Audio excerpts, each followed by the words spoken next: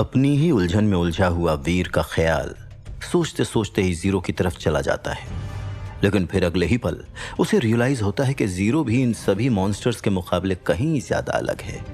चाहे zero human mode में हो या फिर शुरा मोड में, उसकी बॉडी इन क्रिएचर्स की तरह जिनसे वीर अभी अभी लड़ा है, उनकी तरह कहीं से भी डिसफिगर्ड नहीं रहती थी। जीरो की बॉडी साफ साफ या तो ह्यूमन का शेप रिप्रेजेंट करती थी या फिर शुरा का शेप।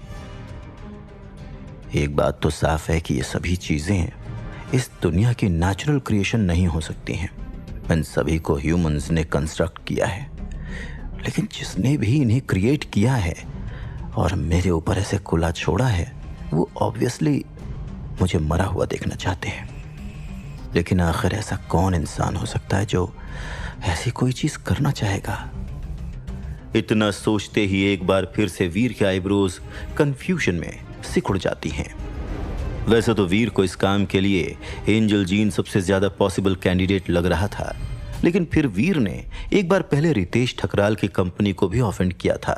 और ये बात तो किसी से भी नहीं छुपी कि बात अगर ऐसी चीजों को बनाने की हो तो उसमें रितेश ठकराल कितना ज्यादा अच्छा है।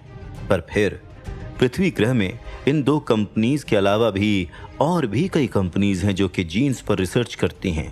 तो वीर के हिसाब से अगर वो ये मान भी ले कि एंजल जीन उसका सबसे ज्यादा पॉसिबल सस्पेक्ट है, तब भी वो इस चीज के लिए 100% श्योर नहीं हो सकता है। सारी चीजों पर गौर करने के बाद वीर अपनी जर्नी को कंटिन्यू नहीं रखता है, बल्कि वो पास के किसी शेल्टर में आकर टेलीपोर्ट होकर पृथ्वी ग्रह वापस लौट आता है। वीर के हिसाब से अगर उसका ये मिस्टीरियस ओपोनेंट उसके साथ ऐसा कर सकता है तो वीर को डर था कि उसकी फैमिली के साथ वो शायद इससे भी ज्यादा बुरा कर सकता है। वीर जानता था कि पृथ्वी ग्रह पर कोई भी उससे पंगा लेने या उसे नुकसान पहुंचाने की हिम्मत भी नहीं करेगा, खास करके अब जब सब उसे चौहान फैमिली का ही एक मेंबर मानने लग गए हैं। इसके अलावा वीर स्पेशल स्क्वाड का एक मेंबर भी है, और यही वजह थी कि वीर जानता था कि पृथ्वी ग्रह पर कोई भी उसके पीछे नहीं आएगा। और वैसे भी पृथ्वी ग्रह पर टेक्नोलॉजी अवेलेबल है, और इस वजह से उसके लिए यह पता लगा पाना बहुत ही ज्यादा आसान हो जाएगा कि वो कौन इंसान है जो कि इस समय इतनी शिद्दत से उसके पीछे पड़ा हुआ है। पृथ्वी ग्रह दूसरे प्लैनेट्स के मुकाबले कहीं ज्यादा अलग था, और यही वजह थी कि पृथ्वी ग्रह आकर वीर ने जो सबसे पहली चीज की थी वो थी अपनी मां को कांटेक्ट करना। वो अपनी मां को बताना चाहता था कि वो घर के बाहर बहुत ज्यादा समय न बिताएं और जितना हो सके वो और अनुजा घर के अंदर ही रहें, या कम से कम तब तक इंतजार करें जब तक कि वो उन लोगों को प्रोटेक्ट करने के लिए वहां पर पहुंच नहीं जाता। लेकिन जब वीर अपनी मां का नंबर मिलाता है तो दूसरी तरफ से उसे कोई जवाब नहीं मिलता है।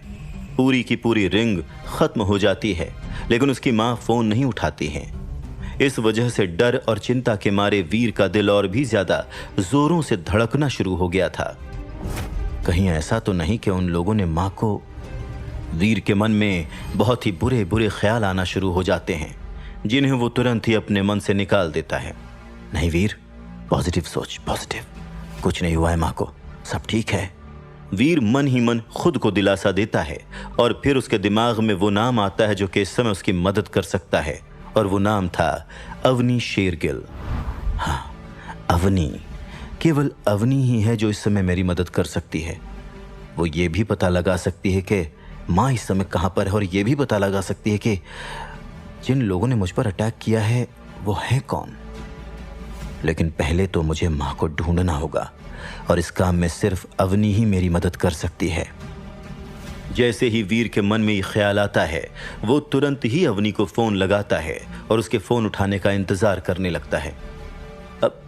अवनी, हाँ, मुझे तुम्हारी हेल्प चाहिए, अभी, अर्जेंट। अवनी का फोन मिलते ही और अवनी के बस हेलो बोलते ही वीर उससे कहता है, और वीर की आवाज में पैनिक महसूस करके अवनी थोड़ा दंग रह जाती है। आराम से वीर, पहले सांस ले लो और फिर मुझे बताओ कि हुआ क्या। तुम इतने ज्यादा परेशान क्यों लग रहे हो? वीर की आवाज में घबराहट सेंस करके अवनी उसे शांत कराते हुए उससे कहती है, अवनी, कुछ लोगों ने मुझ पर मुराग ग्रह पर अटैक किया था। वो कोई नॉर्मल लोग नहीं थे, कुछ बहुत ही ज्यादा अजीब लोग थे। हालांकि मैं उनसे निपटने में कामयाब तो हो गया हूं, लेकिन अब मुझे डर है कि जिसने भी उन लोगों को मेरे पीछे मुझे नुकसान पहुंचाने के लिए भेजा था वो लोग अब मेरी फैमिली को टारगेट करेंगे। इसीलिए मैं तुरंत ही टेलीपोर्ट होकर पृथ्वी ग्रह आ गया हूं। यहां आकर मैं कब से मां को फोन लगा रहा हूं, लेकिन वो फोन ही नहीं उठा रही हैं। मुझे अब डर लग रहा है कि कहीं वो किसी प्रॉब्लम में ना हो। तुम प्लीज स्पेशल स्क्वाड के कुछ मेंबर्स को उन्हें ढूंढने और फिर उन्हें ढूंढने के बाद उन्हें प्रोटेक्ट करने के लिए भेज सकती हो। और अगर हो सके तो कुछ मेंबर्स को मेरे घर के पास गार्ड करने के लिए लगा दो। आई नो कि ये बहुत ज्यादा है, बट प्लीज मेरे लिए इतना कर दो। वीर एक सांस में अवनी को सब कुछ बताता है और वीर की बात सुनकर अवनी थोड़ा सरप्राइज्ड हो जाती है। आफ्टर ऑल, आज से पहले उसने कभी भी वीर को इतना पैनिक करते हुए नहीं देखा था। और सच पूछो तो इस समय वीर बहुत ही ज्यादा चिंता में था भी, क्योंकि आज उसके साथ जो हुआ है वो आज से पहले कभी नहीं हुआ था। अगर उसके अटैकर्स ऑर्डिनरी एलीट्स होते तो स्पेशल स्क्वाड को किसी को भी प्रोटेक्ट करने में कोई भी प्रॉब्लम नहीं होती, लेकिन जिस शुरा से वीर का सामना हुआ था वो तो इंसान तक नहीं लग रहे थे। और इसी वजह से वीर को अपनी फैमिली की इस समय बहुत ज्यादा चिंता हो रही थी। वीर, रिलैक्स, तुम बिल्कुल भी परेशान मत हो। तुम्हारी फैमिली और तुम्हारी माँ को कुछ नहीं होगा, वो बिल्कुल सेफ हैं, ट्रस्ट मी। वीर को घबराया हुआ देखकर अवनी एक बार फिर से उसे शांत करने की कोशिश करती है। तुम्हें कैसे पता कि माँ सेफ है? क्या तुम जानती हो कि वो कहाँ है? अवनी की बात सुनकर वीर थोड़ा इरिटेट होकर सरकाज़म से उससे कहता है। हालांकि ये बात और थी कि वीर की बात सुनकर अवनी कुछ पलों के लिए खामोश हो गई थी। ऐसा लग रहा था कि शायद जैसा वीर ने कहा था, वाकई में अवनी को पता है कि वीर की माँ प्रेरणा रहेजा इस समय कहां पर हैं। हेलो अवनी, तुम अभी भी कॉल पर हो ना? अवनी को खामोश देखकर वीर उससे पूछता है। हाँ, मैं कॉल पर ही हूं। मेरा कहने का मतलब यह था कि स्पेशल स्क्वाड की प्रोटेक्शन के अंडर होते हुए तुम्हारी माँ जहां कहीं भी होंगी सेफ होंगी। मतलब स्पेशल स्क्वाड उन्हें ढूंढ ही लेगा, तुम टेंशन मत लो। मैं अभी अपने सुपरवाइजर से बात करके तुम्हें अपडेट करती हूं, अवनी वीर से कहती है और जल्दी से कॉल कट के गहरी सांसें लेती है। आज तो बाल बाल बची हूं। अगर वीर को अपनी माँ के बारे में पता चल जाता तो थैंक गॉड मैंने बात को संभाल लिया। पर सुपरवाइजर से बात करने से पहले कोई और है जिसे मुझे यह सब कुछ बताना होगा। अवनी एक गहरी सांस लेती और फिर वो एक ऐसे इंसान का नंबर मिलाती है जिसके बारे में शायद कोई भी एक्सपेक्ट नहीं कर सकता था, और वो इंसान थे डॉक्टर खुराना। तुमने मुझे कॉल किया? सब ठीक है ना? हमने डिसाइड किया था कि हम तब तक आपस में कांटेक्ट नहीं करेंगे जब तक कि कोई बहुत सीरियस बात ना हो। तो ऐसा क्या हो गया कि तुम्हें आज मुझे कांटेक्ट करना पड़ा? वीर ठीक तो है ना? अवनी का कॉल देखकर डॉक्टर खुराना अपनी आईब्रोज सिकोड़ते हुए उससे पूछते हैं। ये बात आज तक सभी के लिए राज थी कि इतने सालों से अवनी शेरगिल और डॉक्टर खुराना टच में थे। इनफैक्ट वीर की प्रोटेक्शन की जिम्मेदारी भी डॉक्टर खुराना ने अवनी शेरगिल को ही दी थी, और यही वजह थी कि ऐसी बहुत सी बातें थीं जो अभी भी डॉक्टर खुराना और अवनी शेरगिल के बीच में थीं, जैसे कि ये बात भी कि इस समय प्रेरणा रहेजा कहां पर हैं। बात ही कुछ ऐसी है, वीर पर मोराग ग्रह में कुछ लोगों ने अटैक किया था, और वीर के अकॉर्डिंग वो कोई नॉर्मल लोग नहीं थे, कुछ बहुत ही अजीब लोग थे। हालांकि वीर ने उन्हें हैंडल तो कर लिया है, लेकिन अब उसे डर है कि कहीं उसकी माँ को किसी भी तरह का कोई नुकसान न पहुंचाए। उस पर से उसकी माँ फोन भी नहीं उठा रही हैं। शायद वो इस समय वहीं पर ही होंगी, लेकिन वीर तो ये बात नहीं जानता है ना। ये बात तो सिर्फ मैं, आप, प्रेरणा आंटी, वीर का दोस्त कुणाल और स्पेशल स्क्वाड के कुछ लोगों को ही पता है। अवनी डॉक्टर खुराना को सारी बातें बताती है, और उसकी बात सुनकर डॉक्टर खुराना सोच में पड़ जाते हैं। तुमने वीर को कुछ बताया तो नहीं है ना? अवनी की बात ध्यान से सुनने के बाद डॉक्टर खुराना उससे पूछते हैं। मेरे मुंह से ऑलमोस्ट निकलते निकलते रह गया था, पर मैंने बात को संभाल लिया। लेकिन अंकल, वीर ने मुझे जो कुछ भी बताया उसके अकॉर्डिंग ये बात वाकई में बहुत सीरियस है, और हो सकता है कि वाकई में वो लोग वीर की माँ के पीछे ही जाएं। हालांकि ये बात ज्यादा लोगों को नहीं पता कि वीर की माँ प्रेरणा रहेजा कहां पर है, लेकिन अगर वो लोग वीर के पीछे आ सकते हैं तो वो लोग कुछ भी कर सकते हैं।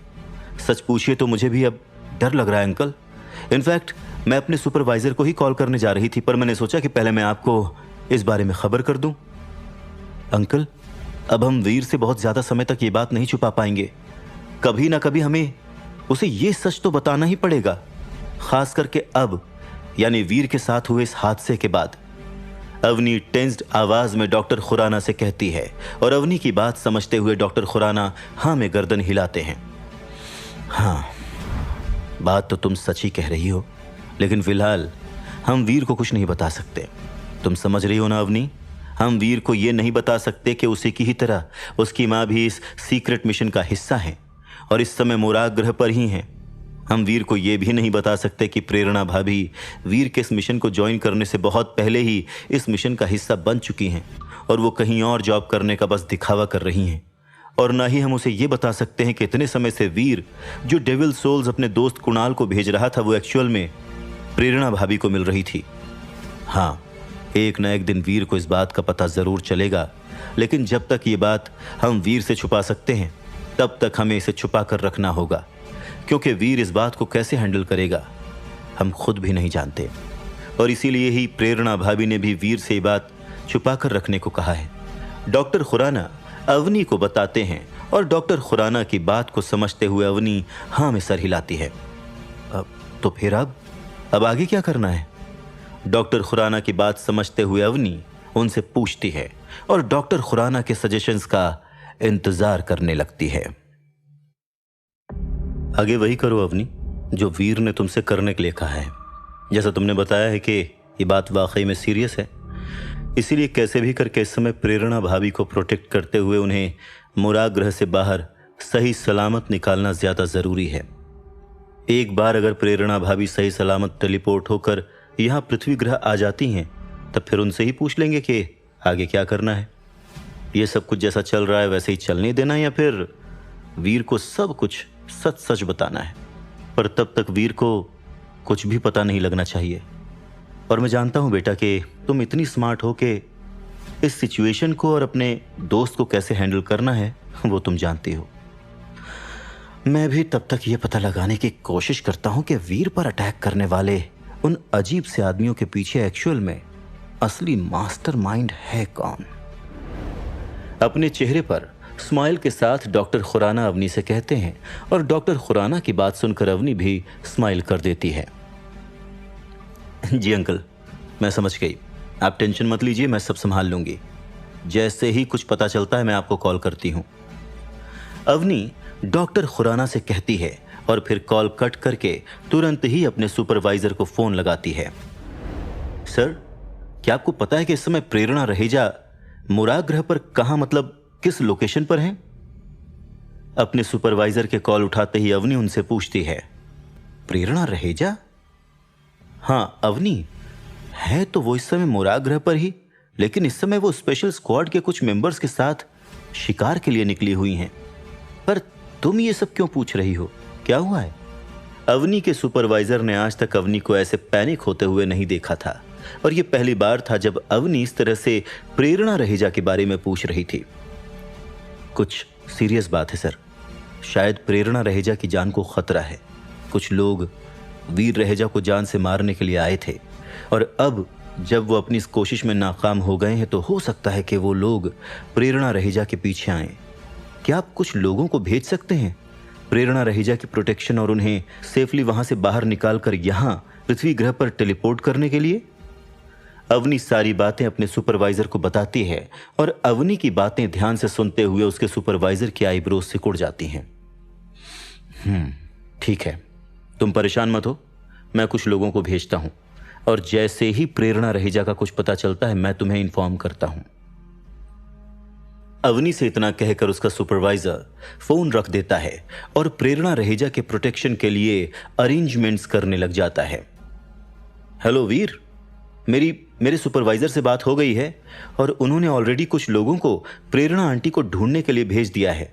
तुम टेंशन मत लो, वो लोग बहुत ही जल्द प्रेरणा आंटी के साथ वापस लौट आएंगे और जैसे ही वो लोग आते हैं मैं तुम्हें कांटेक्ट करती हूं, ठीक है? अवनी तुरंत ही वीर को फोन लगाकर उसे सारी बातें बताती है और अवनी की बात सुनकर फाइनली वीर राहत की सांस लेता है। थैंक्स अवनी, तुमने मेरी बहुत बड़ी टेंशन दूर कर दी है। कोशिश करना कि माँ जल्द से जल्द मिल जाएं। मैं तुम्हारे फोन का इंतजार करूंगा।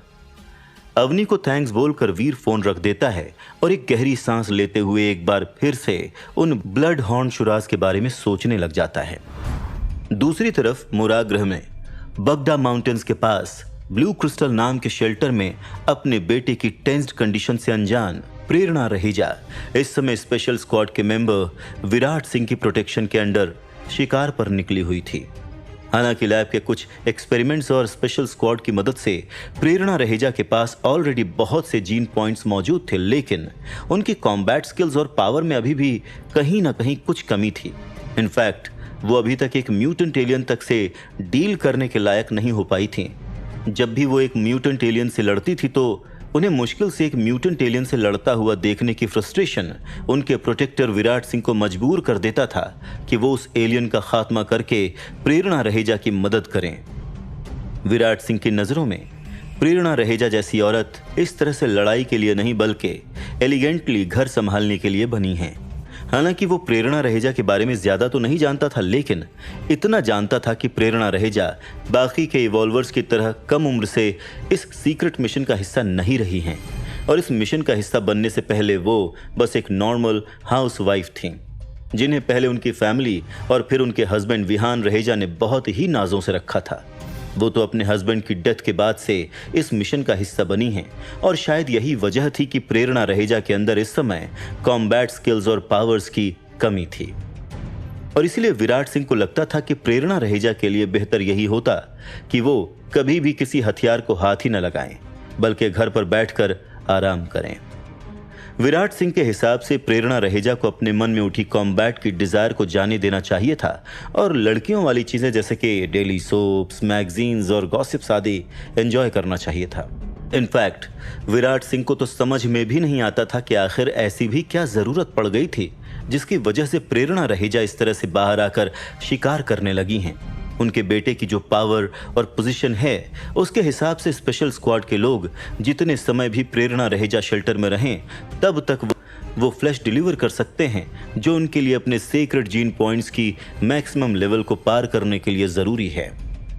लेकिन फिर भी हर महीने प्रेरणा रहेजा एक्सपीडिशन की रिक्वेस्ट करती हैं और शिकार के लिए जाती हैं। मारना तो केवल वो ऑर्डिनरी म्यूटेंट एलियंस को चाहती थीं, लेकिन उनको हमेशा ऐसे लड़ता हुआ देखकर विराट सिंह के अंदर उनकी मदद करने की डिजायर अपने आप ही आ जाती थी। खास करके तब जब विराट सिंह ये देखता था कि कैसे प्रेरणा रहेजा पूरी कोशिश कर रही हैं उन मॉन्स्टर्स से लड़ने के लिए जो बिना किसी शक के उनकी प्रेजेंट फिटनेस लेवल के हिसाब से कहीं ज्यादा स्ट्रांग हैं। लेकिन इसके बाद विराट सिंह को यही लगता था कि प्रेरणा रहेजा जैसी औरत लड़ाई के लिए नहीं बनी है, खास करके इस तरह के खतरनाक एलियंस के साथ लड़ने के लिए तो बिल्कुल भी नहीं बनी है। पर फिर भी क्यों प्रेरणा रहेजा ने इस तरह से एलियन से लड़ने की जिद पकड़ रखी है और क्यों इस उम्र में आकर वो इस मिशन का हिस्सा बनी है, ये बात अभी भी विराट सिंह की समझ से बाहर थी। ये वो राज था जो विराट सिंह चाहकर भी नहीं जान पा रहा था। लेकिन चाहे विराट सिंह प्रेरणा रहेजा के बारे में कुछ भी क्यों न सोचता हो, वो उन्हें प्रोटेक्ट करने की अपनी ड्यूटी से कभी भी पीछे नहीं हटता था। हालांकि विराट सिंह को इस बात का बहुत अच्छे से पता था कि प्रेरणा रहेजा का बेटा भी स्पेशल स्क्वाड का एक मेंबर है, लेकिन दूसरों की प्रोटेक्शन करना वैसे भी हर एक उस मेंबर की फंडामेंटल रिस्पॉन्सिबिलिटी है जो स्पेशल स्क्वाड का हिस्सा बनना चाहते हैं। और यही वजह थी कि विराट सिंह ने तय किया था कि वो अपनी जान देकर भी प्रेरणा रहेजा की सिक्योरिटी का खास ध्यान रखेगा। अभी प्रेरणा रहेजा को एक म्यूटेंट एलियन से लड़ता हुआ देखकर विराट सिंह सोच में डूबा हुआ ही था कि अचानक से पास के जंगल से किसी एलियन के गुर्राने की आवाज सुनाई देती है और फिर अगले ही पल उसे एक काले रंग का टाइगर किसी परछाई की तरह एकदम फास्ट झाड़ियों में से निकलता हुआ नजर आता है। ये तो एक secret blood alien black shadow tiger है, ये यहां पर कैसे आ गया है? अपने सामने ब्लैक शैडो टाइगर को देखकर विराट सिंह के चेहरे के एक्सप्रेशंस बदल जाते हैं। After all black shadow tigers घने जंगलों की गहराई में रहते हैं और इसीलिए उनके यहां पर इस तरह से आने की कोई वजह नहीं थी। मिसेस रहेजा, आप प्लीज मेरे पीछे आ जाइए और अकेले कहीं भी इधर उधर मत जाइएगा। ऐसा कहते हुए विराट सिंह तुरंत ही उस म्यूटेंट एलियन को जान से मारने के लिए आगे बढ़ता है जिससे प्रेरणा रहेजा लड़ रही थी और जल्द ही उस म्यूटेंट एलियन को पूरी तरह से खत्म कर देता है। उसके बाद वो चलते हुए प्रेरणा रहेजा के सामने आ जाता है। ब्लैक शैडो टाइगर को अप्रोच करता हुआ देखने के साथ साथ ही विराट सिंह अपनी लॉन्ग स्वॉर्ड निकालता है और उस ब्लैक शैडो टाइगर का सामना करने के लिए आगे जाने लगता है। वैसे तो Virat Singh sacred blood black shadow tigers को जान से मार सकता है, लेकिन ऐसा करना इस समय काफी ज्यादा मुश्किल साबित होगा, वो भी तब जब उस sacred blood black shadow tiger का सामना करने के साथ साथ विराट सिंह को प्रेरणा रहेजा को भी प्रोटेक्ट करना है। लेकिन फिर उसे जंगलों में से और भी ज्यादा गुर्राने की आवाजें सुनाई देती हैं। तभी चीजें और भी ज्यादा कॉम्प्लिकेटेड हो जाती हैं जब उस फॉरेस्ट में से और 2 एलियंस बाहर निकल कर आते हैं। अपनी आंखों के सामने का नजारा रजिस्टर करने में विराट सिंह को कुछ पलों का समय लगता है, लेकिन जैसे ही उसे सारी चीजें समझ में आती हैं, उसे रियलाइज होता है कि ये सिचुएशन इस समय कितनी ज्यादा कॉम्प्लिकेटेड हो गई है। और फिर तुरंत ही उसका चेहरा उतर जाता है जब वो जंगल में से 2 और सेक्रेड ब्लड एलियंस को बाहर निकलता हुआ देखता है। मिसेस रहेजा, अपनी सेक्रेड ब्लड सवारी पर बैठकर तुरंत ही ब्लू क्रिस्टल शेल्टर वापस चली जाइए। मैं यहां पर तब तक इन एलियंस को डिस्ट्रैक्ट करता हूं, लेकिन आप जल्द से जल्द शेल्टर वापस लौट जाइए। प्रेरणा रहेजा से इतना कहकर Virat Singh black shadow tiger से लड़ने के लिए चला जाता है ताकि प्रेरणा रहेजा को बचकर भागने का मौका मिल सके। ठीक है विराट, लेकिन प्लीज तुम भी अपना ध्यान रखना। विराट सिंह की बात सुनकर प्रेरणा रहेजा समझ जाती हैं कि सिचुएशन इस समय कितनी ज्यादा सीरियस है और इसीलिए वो अगले ही पल अपने सेक्रेड ब्लड सवारी को बुलाती हैं जो उन्हें वीर से मिली थी और वो जल्दी से उस एरिया से निकल जाती हैं। इधर विराट सिंह की स्वॉर्ड बिजली की तरह चमचमाती रहती है जिस समय वो उन एलियन से लड़ रहा था, ताकि प्रेरणा रहेजा को उतना समय मिल सके जिससे वो पूरी सेफ्टी के साथ शेल्टर वापस पहुंच सके। दूसरी तरफ तेजी से भागते हुए प्रेरणा रहेजा माउंटेन्स के बॉटम पर पहुंच गई थी, जो कि ब्लू क्रिस्टल शेल्टर से बहुत ज्यादा दूरी पर नहीं था। एक बार अगर प्रेरणा रहेजा उस जगह से निकलकर चली जाती हैं तो फिर वो सेफ रहेंगी। लेकिन जैसे ही प्रेरणा रहेजा अपनी सेक्रेड ब्लड सवारी एग्जिट के करीब ले जाती हैं, अचानक से ही पता नहीं कहां से करीब 1 दर्जन लोग उनके सामने आकर खड़े हो जाते हैं और प्रेरणा रहेजा का रास्ता रोककर वो सब के सब उनकी सवारी को घेर लेते हैं। मिसेस रहेजा, आपके लिए बेस्ट यही होगा अगर आप बिना कोई शोर शराबा या सवाल किए चुपचाप हमारे साथ चलें। एक लीडर जैसा दिखने वाला आदमी आगे बढ़कर प्रेरणा रहेजा से कहता है और जैसे ही उसकी बात खत्म होती है उसके चेहरे पर एक अजीब सी स्माइल आ जाती है जो कहीं से भी पॉजिटिव नहीं लग रही थी। अब आखिर कौन हो तुम लोग, और तुम लोगों की बात सुनकर मैं भला तुम लोगों को फॉलो क्यों करूं?